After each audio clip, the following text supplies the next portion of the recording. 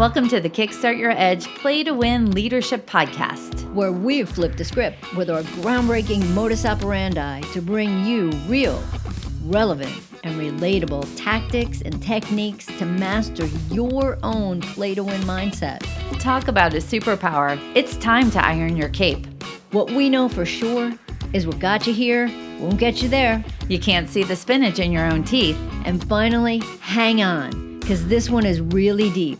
Once you realize that you are the traffic, everything makes complete and unadulterated sense. Welcome to the Edge, where playing not to lose is not an option. So, Karen, I know you know this answer, but I'm going to act like you don't. I feel like it's like a bad knock-knock joke. How many keys to neuroplasticity is there? 5. You see, you knew it. So yes, the 5 keys of neuroplasticity. So one of the things that Karen and I have always done is focus on brain-based leadership. We've really looked at how your brain is a part, not necessarily how smart you are, but how it actually is all connected to how it is that you show up. So, it's funny, Jen.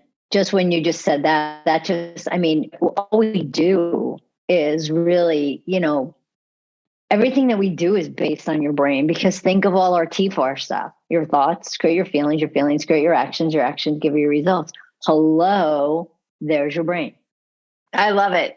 And part of it is we have a lot of default thoughts that we just repeat again and again and again and again. And what? Again. And we have conscious thoughts and new thoughts and stuff, but it's really about looking at the neuroplasticity of the brain, and if we're in a groove or if we're in a rut. And there's 5 different things that you can do to actually help you increase the neuroplasticity. So Karen, why don't you riff a little bit on neuroplasticity?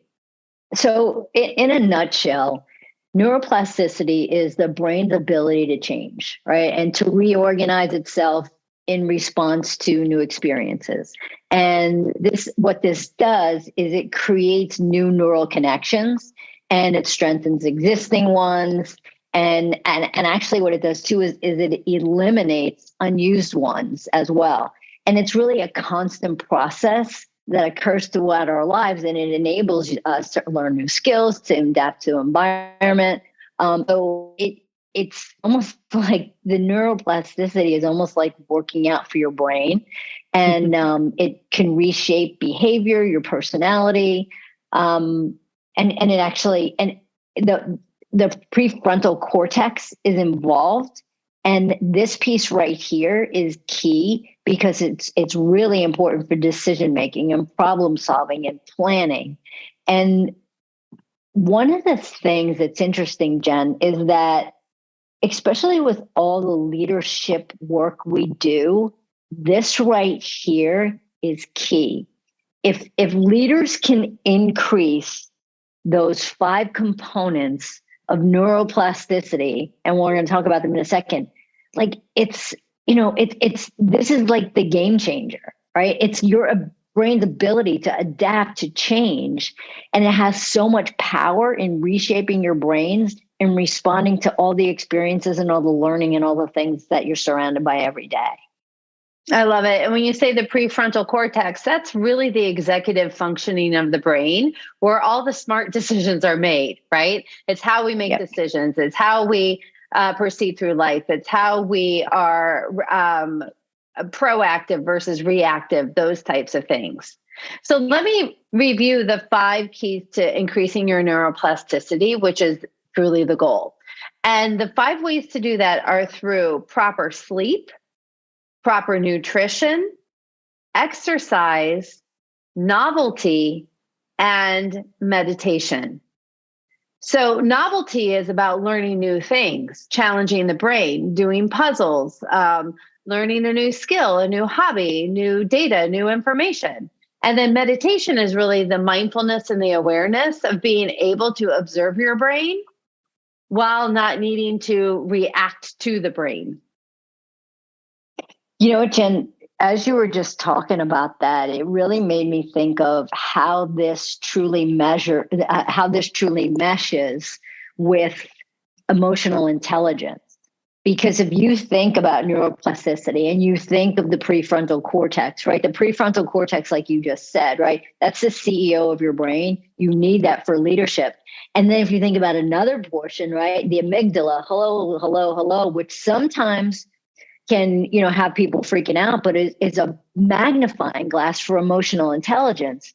And if you can get a handle on how the prefrontal cortex is actually serving you and we're helping you for those vital decisions that you make in leadership, and then have the emotional intelligence, which is going to allow you to recognize and manage emotions.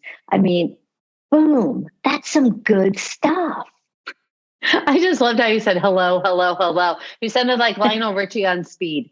So, so it's true though. So think about yourself as a leader, and let's look at those. I'm going to repeat those 5 keys to neuroplasticity again. So when you're thinking about how you're showing up in the workplace, which one of these 5 may need to be focused on in order to be a more effective leader? Is it sleep? Is it nutrition? Is it exercise? Is it novelty? Is it meditation? Just by playing around with one of these 5 components, and imagine all 5, that'd be like on steroids, but playing around with it, it's going to have you show up differently to be able to be the best leader that you can possibly be. What are you laughing I felt at? like that was just an advertisement for the Army. Be all you can be. Be all you can be. With the keys of neuroplasticity, it's an interesting thing. What do you think might be different for you if you had the proper amount of sleep? If you were able to exercise on a regular basis? If you were to pick foods like not crumble cookies, but maybe more kale or things that help your brain power? What if you were to pick up some new ideas and learn different things and maybe go somewhere not using Waze, but just by good old memory, those novelty ideas, right? And then the last one is going to be about meditation and being mindful so that you can be in the moment where the most available energy actually is. So if you are totally intrigued by these 5 keys to neuroplasticity, we want to invite you to be a part of our big brain experiment. We have a program that's going to be starting May 1st, where we take 30 days to be able to have you be the scientist of your own brain. With 3 classes and daily emails, you will be able to try and increase these 5 keys of neuroplasticity. You'll be able to look at what's working and what's not, and you are going to blow your own mind. I love that. And you'll also get tips and different things, from us, things that are working, things that maybe aren't working. You're going to get a couple of tricks, and actually get this, guys, you are going to get recipes. We're going to send recipes because let's think about it. Your brain needs healthy stuff. And unfortunately, that is not crumble cookies. So if you're interested, go to www.kickstartyyouredge.com/BBE for more details. It's totally a no-brainer to say yes and see what you can create in 30 days. Oh my gosh, Jen, it's a silly no-brainer. I love it. All right. See y'all soon. Bye. Bye. Thanks for listening to the Kickstart Your Edge Play to Win Leadership Podcast. Craving more? Of course you are. Check out our website at kickstartyouredge.com, where we fire you up, fan the flames of your competitive edge culture, and ignite your tenacious pursuit of an all-out play-to-win mindset.